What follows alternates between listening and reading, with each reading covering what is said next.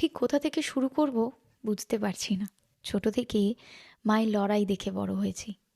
পরিশ্রমী আর প্রতিবাদী তো হতেই হতো।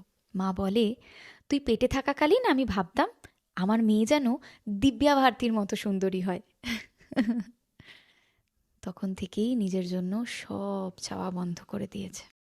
16 বছর বয়সে আমার মায়ের বিয়ে হয়, আর তার কয়েক বছর পর আমি। ঠিক কতটা লড়াই করলে ক্লাস 9-এ পড়াকালীন বিয়ে হওয়া একটা মেয়ে তার মেয়েকে এই জায়গায় আনতে পারে, সেটা বলতে গেলে আমায় একটা বড় উপন্যাস লিখতে হবে।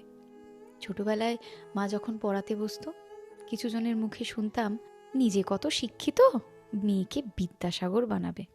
মা, আজ তুমি জিতে গেছো। তোমার মেয়ে আজ তোমাকে আগলে রাখার ক্ষমতা বানিয়েছে। ঠিক এখানেই তুমি জিতে গেছো।